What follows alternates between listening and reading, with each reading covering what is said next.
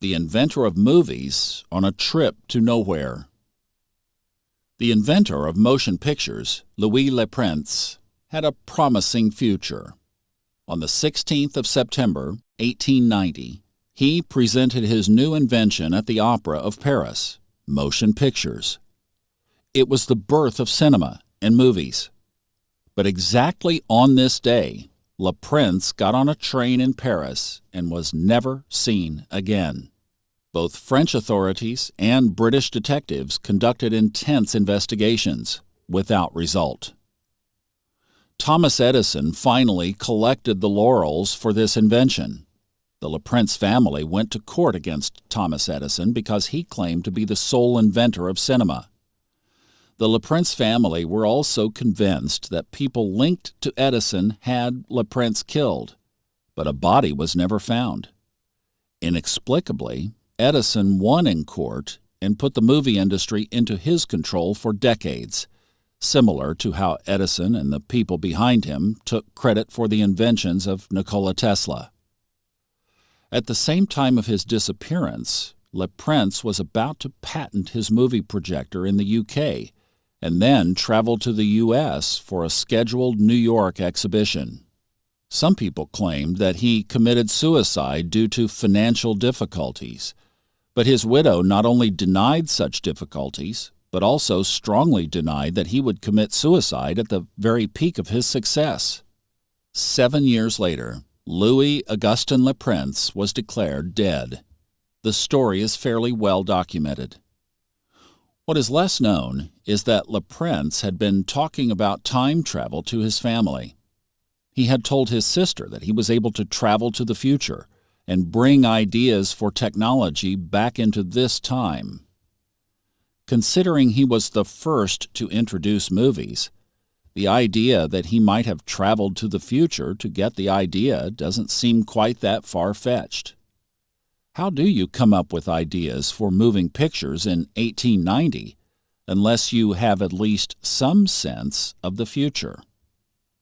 Perhaps he introduced the idea a little too early and was removed for his invention by people around Edison who preferred to have a monopoly on technology. Edison is widely considered the greatest inventor of all time, but I suspect he might be the greatest fraud of all time. I share this story because it's in a class all its own, namely that of inventor claiming to get ideas from the future.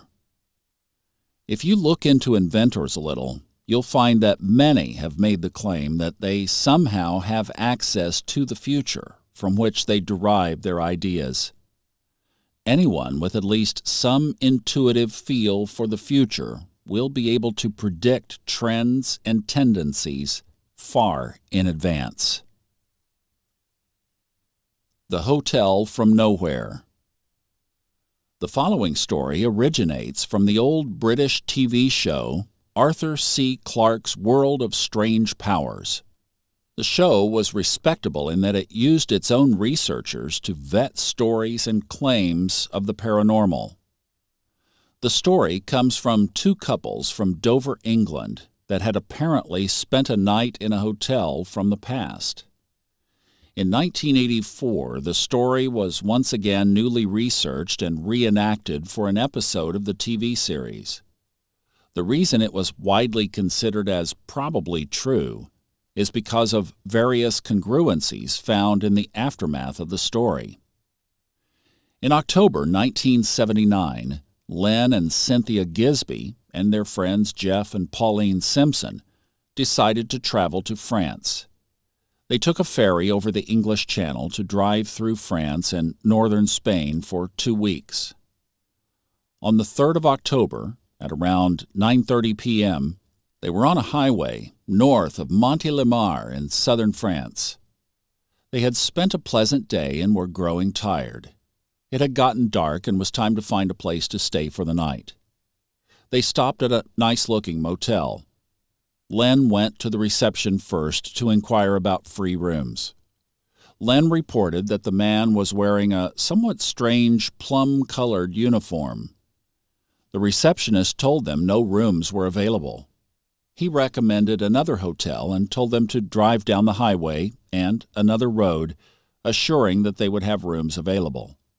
Len thanked him and the couples drove away. On the way, Cynthia noticed how old the buildings looked. The posters that were glued to houses were advertising for a circus. It seemed to be a really old-fashioned circus, Pauline later said. That's why it fascinated us so much. The men noticed the streets that started showing a lot of potholes and unevenness and became very narrow. After a while, they noticed that there was no more traffic, and they started wondering whether their plan was all that good. But in some distance, they saw lights and drove on. They stopped at a building right at the street. It was a deep, long building with a number of bright windows. A few men stood in front of it. Cynthia got out, but soon came back to the car. It's not a hotel, it's a restaurant. They continued their drive through an avenue of trees on both sides of a dark road, and soon reached other buildings. One of them seemed to be a police station. The other said hotel. Relieved that their trip seemed to be over, Len got out and asked the reception for accommodation. He returned to the car thankful. They do have rooms. The tired drivers unpacked their bags while wondering about the old-fashioned, farm-like style of the hotel. They entered the hotel, and there too found farm-like conditions. The building had 2 floors. Neither the Simpsons nor the Gisbys spoke French, and the receptionist or manager apparently spoke no English. The communication was just barely enough to show them their rooms. The strange atmosphere continued all the way to their rooms. Everything was old and made of heavy wood. There were no tablecloths on the dining room tables, and there didn't seem to be any phones or any other modern gadgets. The beds in the rooms were big, but they had no pillows, only cushion pads. The blankets were heavy, and the mattresses sacked down in the middle. The doors had no locks. They had wooden bolts. The couples had to share a bathroom with old-fashioned toilet drainage and soap that was attached to a metal bar in the wall.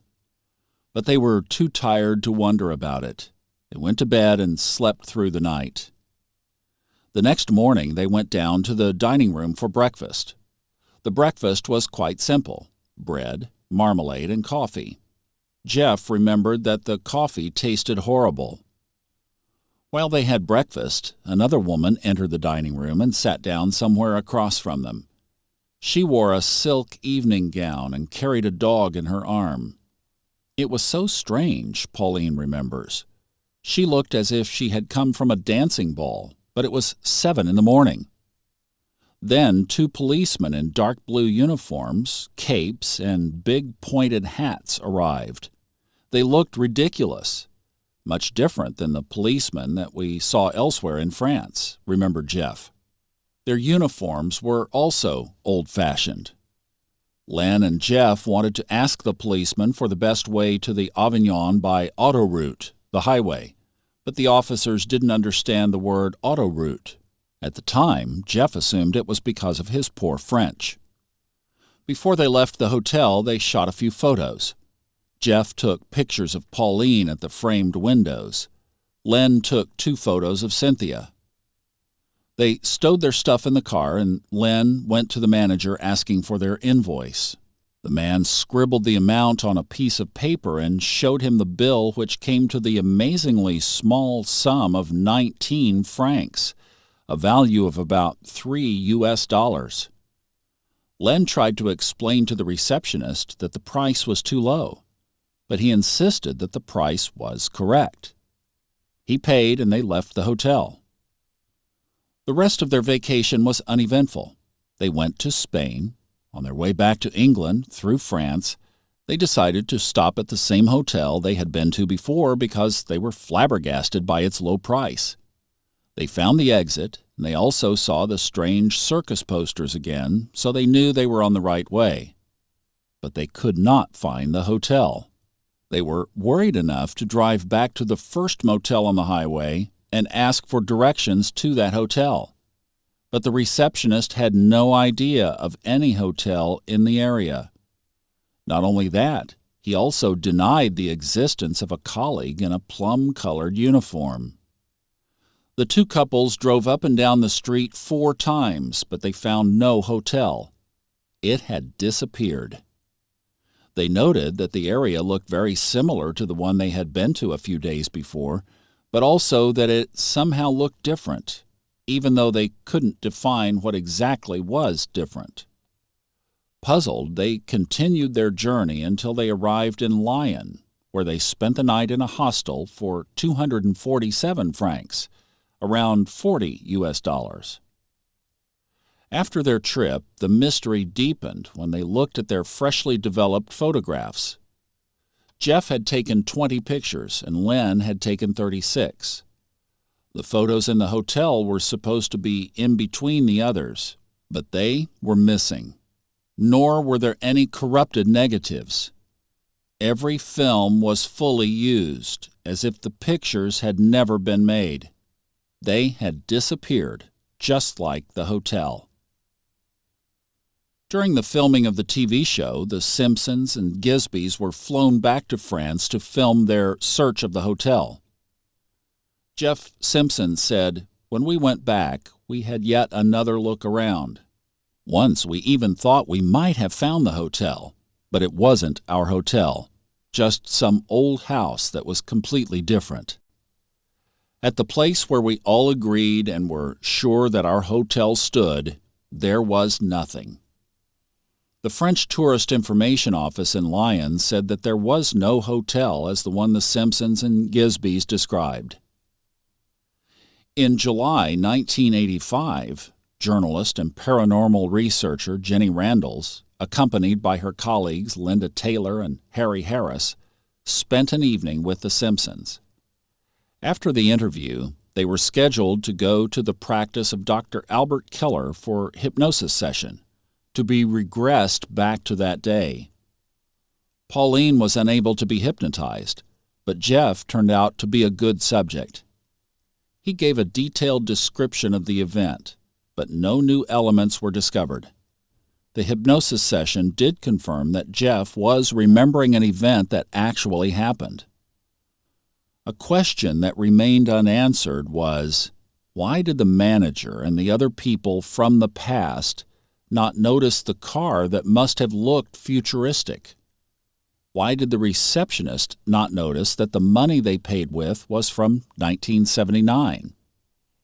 And my most important question is, why was there no research into whether there was a hotel at that place in another time? That bothers me the most about so many of these paranormal mystery TV shows. They're strong in sensationalism and marketing, but weak in research and thoroughly unsatisfying in the pursuit of truth. The reason I share this story anyway is because time slips are real. I have experienced a few of them personally, so I am more than willing to believe in others' experience. In fact, I probably wouldn't bother writing this book if I hadn't had my own experiences in time travel.